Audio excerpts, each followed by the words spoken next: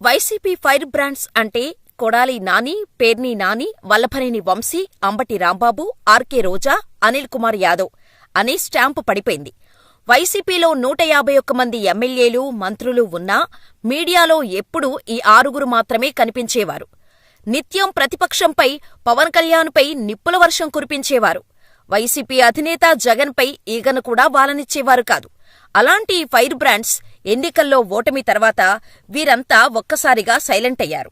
ఎన్నికల తర్వాత దాడులు జరిగాయంటూ కొడాలి నాని మీడియా ముందుకు వచ్చాడు. కానీ ప్రభుత్వంలో ఉన్నప్పుడు ఉన్న ఫైర్ ఆయన మాటల్లో కనిపించలేదు. ఆ తర్వాత రోజు కూడా మీడియా ముందుకు వచ్చారు కానీ ఆమెలో కూడా ప్రభుత్వంలో ఉన్నప్పుడు ఉన్న ఫైర్ కనిపించలేదు. ఈ మధ్యకాలంలో పేర్ని నాని, గుడివాడ అమర్నాథ్ మాత్రమే ఎంతో కొంత మీడియా ముందుకు వచ్చి మాట్లాడుతున్నారు. జగనన్నకు తోడుగా నిలబడుతున్నారు. మిగతావారు ఇళ్లకే పరిమితమయ్యారు. వారు ఎక్కడున్నారో తెలియటం లేదు. కనీసం మీడియా కంటికి కూడా ఎక్కడా చిక్కటం లేదు.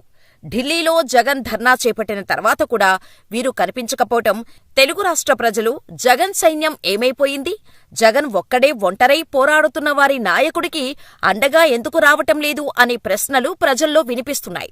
వైసీపీని నమ్ముకొని జగన్ కోసం పనిచేసిన క్యాడర్కు భరోసా ఇవ్వాల్సిన నాయకులు సైలెంట్ కావడంపై పార్టీ శ్రేణుల్లో భిన్నమైన కామెంట్స్ వినిపిస్తున్నాయి. అధికారంలో ఉన్నప్పుడు దర్భాన్ని ప్రదర్శించి వివాదాస్పద వ్యాఖ్యలు చేసిన నాయకులు ఇప్పుడు జగన్ని ఒంటరి చేయడంపై మండిపడుతున్నారు. ఇదిలా ఉంటే వైఎస్ జగన్మోహన్ రెడ్డి మొదలుకొని ఆ పార్టీ నాయకులందరికీ ఇప్పుడు రెడ్ బుక్ టెన్షన్ పట్టుకుంది.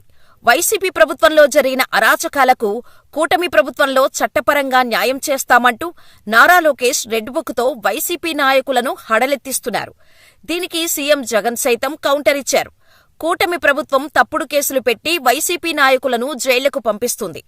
రెడ్ బుక్ పేరుతో వైసీపీ నాయకుల మీద కక్ష సాధింపు చర్యలకు పాల్పడుతున్నారు. తిరిగి మా ప్రభుత్వం అధికారంలోకి వచ్చాక అందరి లెక్కలు సరిచేస్తామంటూ వైసీపీ అధినేత జగన్ టీడీపీ నాయకులను హెచ్చరించారు.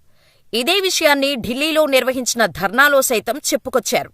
అయితే లోకేష్ చేపట్టిన యువగళం పాదయాత్రలో రెడ్ బుక్లో పేర్లు నమోదు చేయటం ప్రారంభించినప్పుడు రాష్ట్రంలో గత ప్రభుత్వానికి అనుకూలంగా పనిచేస్తూ ప్రతిపక్షాలను వేధించిన అధికారుల పేర్లు రెడ్ బుక్లో రాసినట్టు గతంలో ప్రకటించారు. అప్పటినుంచి వైసీపీ నాయకులు, అధికారులు టీడీపీ గెలవటం జరగని పని అంటూ లైట్ తీసుకున్నారు. సెటైర్స్ వేశారు, ట్రోల్స్ చేశారు. కానీ వారు అనుకున్న దానికి భిన్నంగా ఈసారి టీడీపీ అధికారంలోకి వచ్చింది.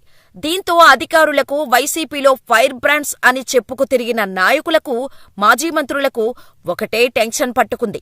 అందుకే జగన్ సైతం రెడ్ బుక్ గురించి ధర్నాలో చెప్పుకొచ్చారు. ప్రస్తుతం కొత్త ప్రభుత్వం స్పీడ్ యాక్షన్స్ తీసుకోవటంతో భయపడిన ఫైర్ బ్రాండ్స్ కొద్ది రోజుల పాటు సైలెంటుగా ఉండటమే సేఫ్ అని భావిస్తున్నారని టాక్. ఇప్పుడు ఉన్న పరిస్థితుల్లో బయటకు వచ్చి టీడీపీ, జనసేన ప్రభుత్వంపై ఏం మాట్లాడినా వారిపై దాడులతో పాటు కేసులు తప్పవని ఒక అంచనాకు వచ్చారని, అందుకే సొంత వ్యవహారానికి పరిమితమవుతున్నారనే టాక్ ఉంది. కొడాలి నాని విషయానికి వస్తే టీడీపీ విజయంతో నాని రాజకీయం రివర్స్ అయింది. ఎంతగా అంటే గుడివాడలోని వాలంటీర్లు తమపై రాజీనామా చేయాలని ఒత్తిడి చేశారంటూ నానిపై పోలీసులకు ఫిర్యాదు చేశాడు.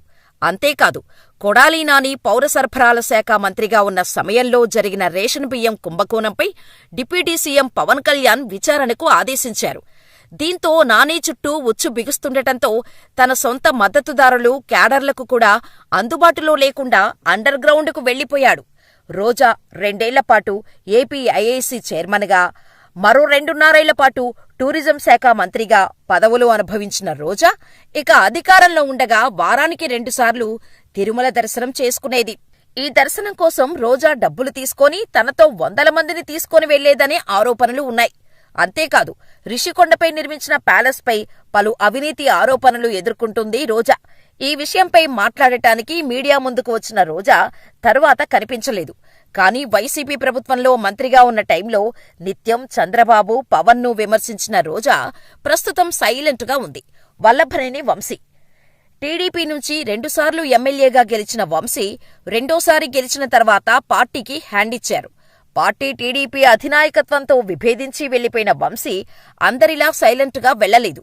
అధినేత చంద్రబాబుపైనా, యువనేత లోకేష్ పైనా ఓ రేంజ్లో నోరు పారేసుకున్నారు. మాటలతోనే తాను వైలెంట్ లీడర్నని బిల్డప్ ఇచ్చాడు వంశీ. అవసరం ఉన్నా లేకపోయినా టీడీపీపై విరుచుకుపడటమే పనిగా పెట్టుకున్న వంశీ తన మాటలతో చంద్రబాబును అసెంబ్లీలో కంటతడి పెట్టించుకునేలా చేశాడు. వంశీ మాటలకు తీవ్రంగా హట్టయిన చంద్రబాబు శపథం చేసి అసెంబ్లీ నుంచి వాకౌట్ చేయటానికి కారణమయ్యాడు. అప్పట్లో ఆ ఇన్సిడెంట్ దేశవ్యాప్తంగా వైరల్ అయిందంటే ఎంత తీవ్రంగా ప్రభావం చూపించిందో అర్థం చేసుకోవచ్చు. వంశీ వ్యాఖ్యల వల్లే చంద్రబాబు శపథం చేసి మరీ సీఎం అయ్యారు కానీ మాట తూలిన వంశీ కనీసం ఎమ్మెల్యేగా కూడా గెలవలేకపోయారు. సుమారు 36,000 ఓట్ల తేడాతో ఓటమి పాలయ్యారు. ఇప్పుడు కనిపించకుండా పారిపోయాడు అంటున్నారు గన్నవరం ప్రజలు. అనిల్ కుమార్ యాదవ్ అయితే నెల్లూరు వ్యవహారాలు పట్టించుకోవటం లేదు. 2019 ఎన్నికల్లో నెల్లూరు సిటీ నుంచి గెలిచారు అనిల్ కుమార్ యాదవ్. మంత్రి కూడా అయ్యారు. దీంతో ఇష్టారాజ్యంగా వ్యవహరించారు. కనీసం నెల్లూరు జిల్లాలో వైసీపీ సీనియర్లకు గౌరవం ఇవ్వలేదు. ఆయన తీరుతోనే చాలామంది సీనియర్లు టీడీపీలోకి వెళ్లిపోయారు. మొన్నటి ఎన్నికల్లో వైసీపీ నెల్లూరులో ఓడిపోవటానికి అనిల్ కుమార్ యాదవ్ తీరే కారణమన్న ఆరోపణలు ఉన్నాయి. ఈసారి నరసరావుపేట ఎంపీగా పోటీ చేసిన అనిల్ ఓడిపోయారు. ఎన్నికల తర్వాత కొందరి నేతలు మితిమీరిన వ్యాఖ్యల మూలంగానే ఓడిపోయానని చెప్పుకొచ్చారు. తాను ఆ జాబితాలో ఉన్న సంగతిని మరిచిపోయారు. ఓటమి తర్వాత వైసీపీకి మద్దతుగా మాట్లాడేందుకు సైతం ఆయన ముందుకు రాకపోవటం విచిత్రం. అంబటి రాంబాబు తొలి 2.5 ఏళ్లు భారీ నీటిపారుదల శాఖ మంత్రిగా ఉన్నారు అనిల్ కుమార్ యాదవ్. కానీ ఆ తర్వాత ఆ మంత్రిత్వ శాఖను నడిపించారు అంబటి రాంబాబు. కానీ ఈ ప్రాజెక్టును పెద్దగా పట్టించుకున్న దాఖలాలు కనిపించలేదు. పోలవరానికి సంబంధించి మీడియా వాళ్లు ప్రశ్నలు వేస్తే తనకు సబ్జెక్టు తెలీదని, మీరు ప్రశ్నలు అడిగితే నేను సమాధానం చెప్పాలా అని ప్రశ్నించిన ఘనత అంబటికే దక్కుతుంది. అటువంటి అంబటి అధికారం కోల్పోయిన తర్వాత ఆయన మాట్లాడిన మాటలతో కనిపించకుండా పోయారు.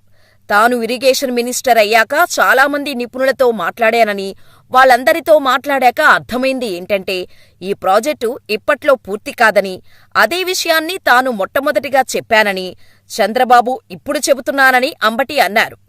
పోలవరం ప్రాజెక్టు అసలు ఎవ్వరికీ అర్థం కాదని, ఎందుకంటే అది తనకు అర్థం కాలేదని అంబటి ఈ సందర్భంగా వ్యాఖ్యానించటంతో రాష్ట్ర ప్రజలు నవ్వుకున్నారు.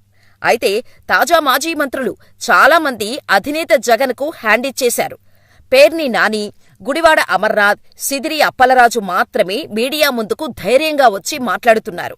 సీనియర్లుగా ఉన్న ధర్మాన ప్రసాదరావు, బొత్స సత్యనారాయణ, మిగతావారు పూర్తిగా అజ్ఞాతంలోకి వెళ్లిపోయారు. అసలు వైసీపీలో ఉన్నామా లేదా అన్నట్టు ప్రవర్తిస్తున్నారు.